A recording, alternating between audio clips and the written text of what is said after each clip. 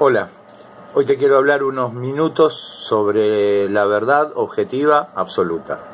Y no temas, no voy a confrontar mi verdad con tu verdad, ni me voy a meter con la verdad interior que cada ser humano tiene en su experiencia individual de la existencia. Voy a hablar de verdades objetivas que están afuera de nosotros, que son evidentes por sí mismas o están absoluta y categóricamente comprobadas por la ciencia. Bien, lo primero que diré es que el estado del mundo actual está en un punto crítico que no tiene precedentes en la historia. Tenemos armas nucleares que tienen la capacidad de destruir medio mundo o quizás el mundo entero, con los botones que están en manos de personajes siniestros del estilo de Kim Jong en Norcorea o Donald Trump en Estados Unidos. Tenemos, avalado por los científicos más lúcidos, un recalentamiento global que está causando una contaminación ambiental muy grave y cambios en el ecosistema biológico y climático realmente extremos. Tenemos 3/4 partes de la población mundial sumergida en la pobreza y los propios ideólogos del capitalismo aseguran que después de la crisis del 2008 el sistema no tiene la capacidad de generar una revolución productiva que modifique esta situación. De hecho, el único índice global que crece en los últimos 15 años es el de la pobreza. Además de esto, tenemos una situación de separación entre los seres humanos que tampoco tiene precedentes. Hay grietas sociales en todo el mundo, en Europa, en Asia, en Estados Unidos, en Sudamérica. La gente tiende a buscar en el individualismo y en la separación una salida a una crisis que no encuentra la manera de resolver. El individualismo creciente nos está llevando a que esta situación, que ya de por sí es absolutamente crítica, se torne cada vez peor. ¿Por qué es categóricamente, cualitativamente diferente esta situación? Porque con anterioridad, suponiendo la Primera y la Segunda Guerra Mundial, que fueron espantosas y mataron a millones de personas, lo que siempre estuvo en juego en la historia de la humanidad fueron vidas humanas. Hoy, por primera vez en la historia, lo que está en juego es la vida del planeta que nos cobija, es decir, donde vivimos todos los seres humanos. Esto hace que esta situación sea absolutamente, categóricamente especial. Bien, frente a esta situación salimos a buscar y existen infinidad de corrientes de pensamiento, filosóficas, sociales, políticas, religiosas, que plantean diferentes alternativas. Todas deben poseer parte de la verdad, pero todas tienen un mismo problema en común. Todas ellas toman a la humanidad como principio y fin en sí mismo, es decir, la extraen del contexto en el espacio y en el tiempo, es decir, no parten ni de dónde venimos ni dónde estamos. Y esto es un error metodológico que hace que todas estas verdades, aún teniendo parte de ellas, sean verdades relativas. Yo lo que te voy a proponer es un camino de verdades objetivas absolutas. Y para esto es indispensable remitirnos al origen mismo de todo cuanto conocemos. Hace 13.780 millones de años ocurrió un fenómeno único, absolutamente demostrado, al que erróneamente llamamos Big Bang, gran explosión. En realidad fue una implosión hacia adentro que generó dentro de esa subjetividad lo que hoy llamamos universo.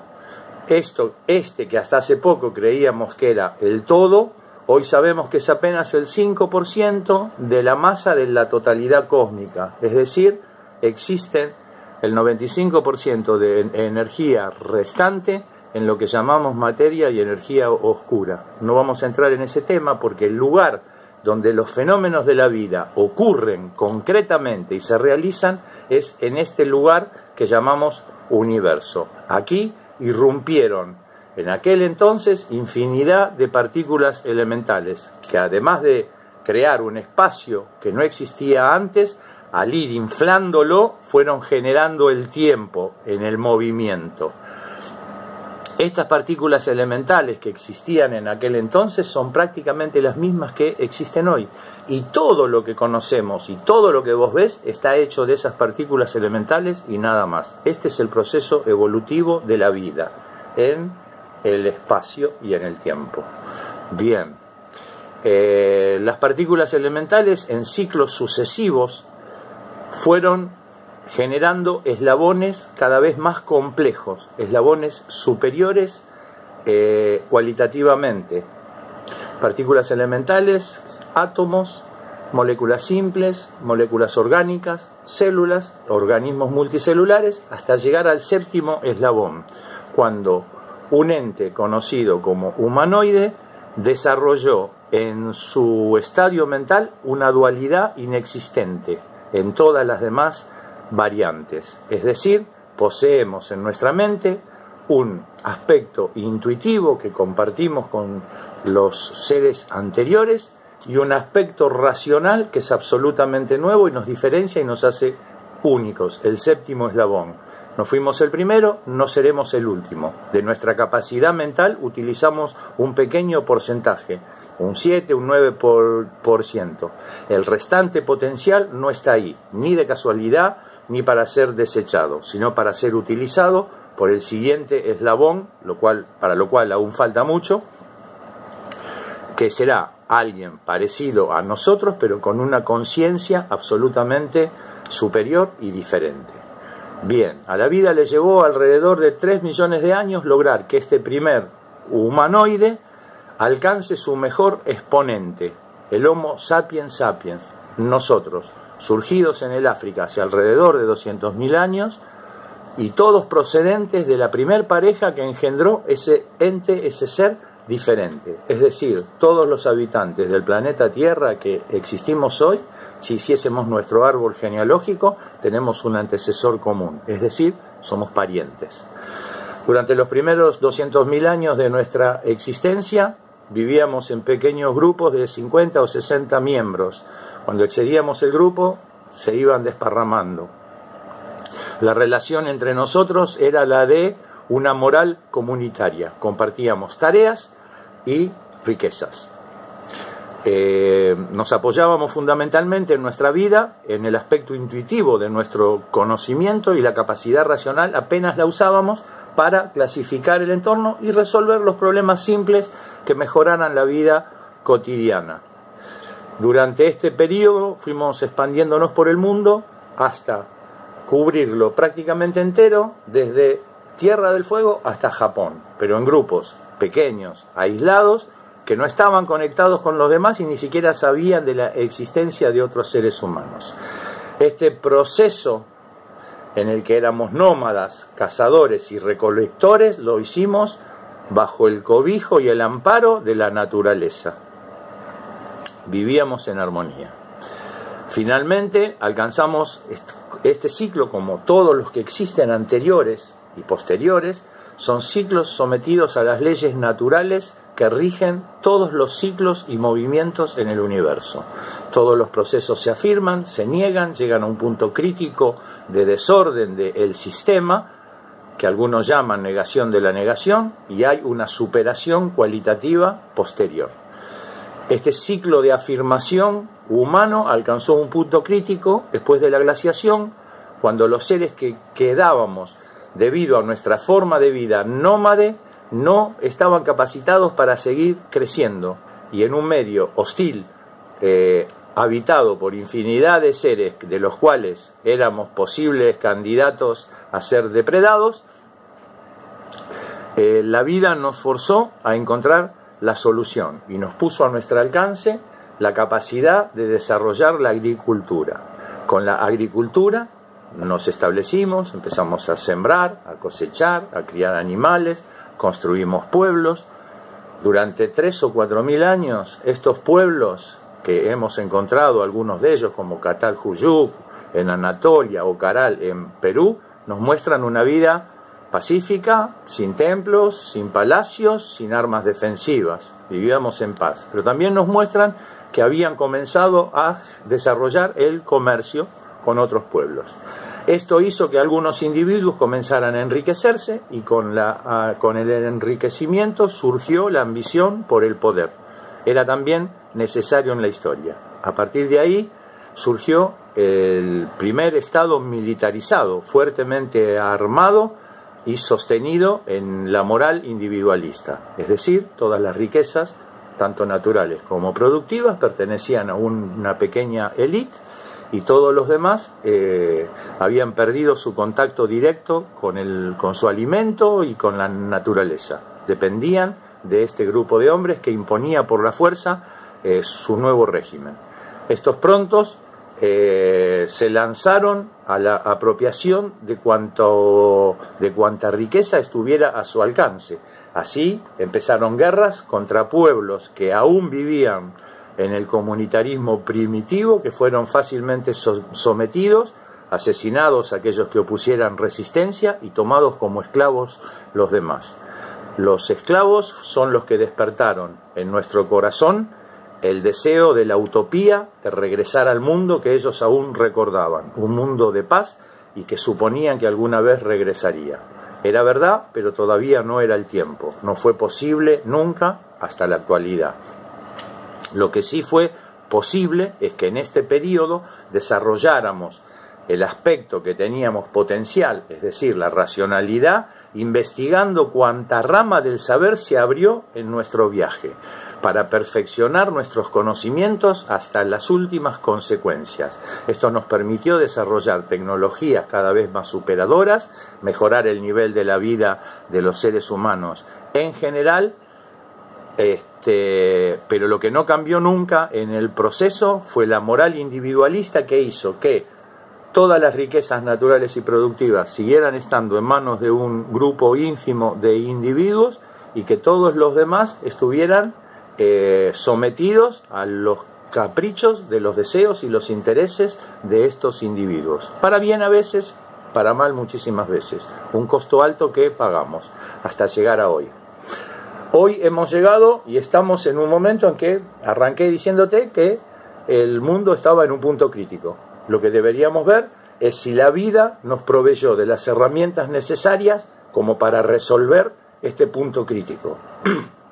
Bien, lo hizo. El mapa genético viene a confirmar que todos somos parientes y como tal deberíamos comportarnos. Los satélites en el espacio nos muestran que el universo está hecho de lo mismo que estamos hechos acá, que las leyes naturales son las mismas y que existen y que la energía que está por encima del universo es prácticamente el 95%.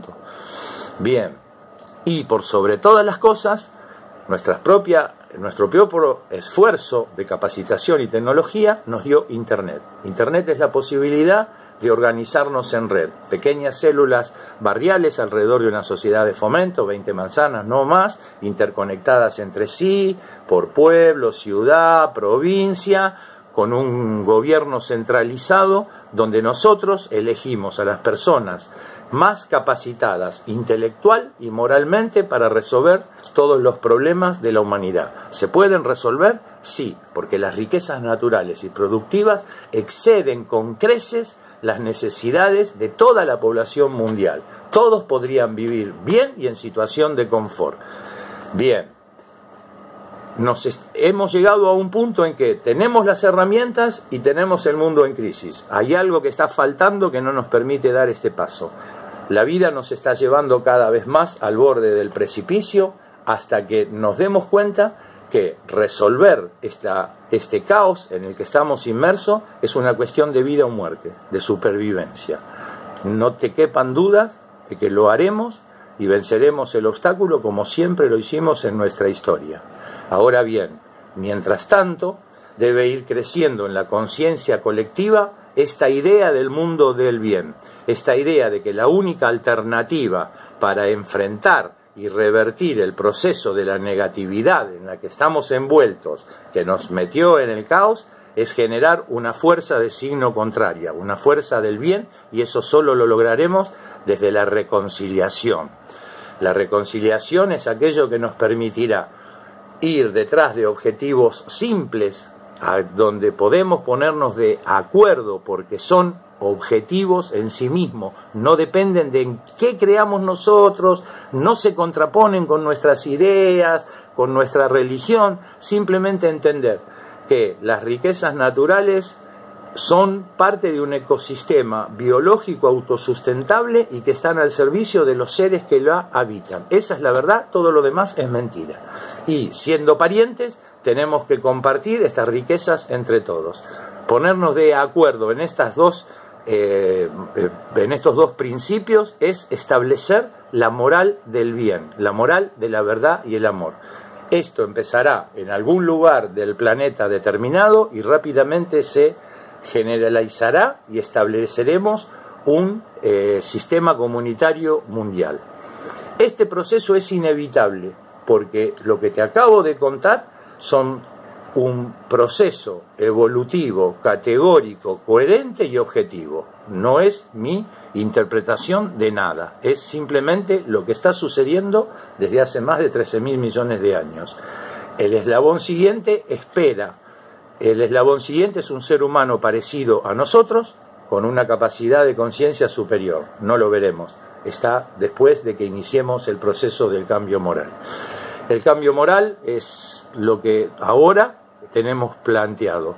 La vida nos forzará a tomar la decisión, pero en nosotros está la capacidad de elegir con qué actitud hacemos frente a esta información que te acabo de dar. Somos indiferentes ante ella y esperamos que las cosas sucedan porque sí, o nos comprometeremos tocando un botoncito y haciendo que esta idea empiece a difundirse y a crecer en el inconsciente colectivo o en la conciencia colectiva. Se trata de eso, de que es nuestra decisión porque nos involucra, porque es el mundo en el que estamos y es el mundo que queremos dejarle a nuestros hijos, el que está en nuestras manos. Este es el tiempo.